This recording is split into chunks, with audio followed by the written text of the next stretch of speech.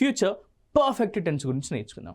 Future perfect tense అంటే ఏంటి sir అంటే భవిష్యత్తులో ఒక నిర్దిష్ట సమయంలో పూర్తి చేయబడేటటువంటి పనులను తెలియజేయడానికి ఈ టెన్స్ని మనం ఉపయోగిస్తాము. గుర్తుపెట్టుకోండి, భవిష్యత్తులో ఒక నిర్దిష్ట సమయంలో పూర్తి చేయబడేటటువంటి పనులు ఏవైతే ఉంటాయో, పూర్తి చేయబడి అంటే ఒక పని ఎప్పుడైనా సరే పర్ఫెక్ట్గా అయితేనే కదా పూర్తి అయినటువంటి మనం చెప్తూ ఉంటాం.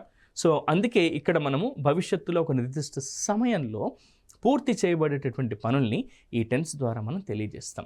మనం ఒక్కసారి ఈ ఫ్యూచర్ పర్ఫెక్ట్ టెన్స్ కంటే ముందు మనము ప్రజెంట్ పర్ఫెక్ట్ని పాస్ట్ పర్ఫెక్ట్ యొక్క స్ట్రక్చర్ని కూడా చూద్దాం.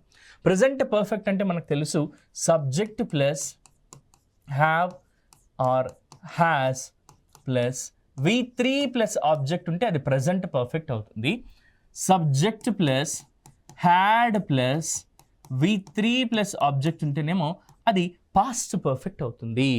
పాస్ట్ పర్ఫెక్ట్ అవుతుంది. మరి ఇది ఫ్యూచర్ పర్ఫెక్ట్ కదా. ఫ్యూచర్ అంటే మనకి ఏ పదాలు రావాలి? ఇక్కడేమో హ్యావ్ మరియు హ్యాజ్ కలిగి ఉండుట అనే మీనింగ్ వస్తుంది.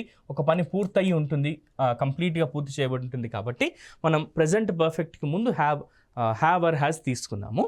మరి పాస్ట్ పర్ఫెక్ట్లో పని పూర్తయి ఉంటుంది, పాస్ట్ గతంలో చెప్తాం కాబట్టి హ్యాడ్ ప్లస్ V3 తీసుకున్నాం. ఇది మరి ఫ్యూచర్ కదా. అందుకే ఇక్కడ ఏం చేయాలనంటే subject plus shall or will plus have ఖచ్చితంగా వచ్చి తీరాలి. తర్వాత V3 ప్లస్ ఆబ్జెక్ట్ ఉంటే దీన్ని మనం ఫ్యూచర్ పర్ఫెక్ట్ టెన్స్ అని చెప్పి చెప్తాము.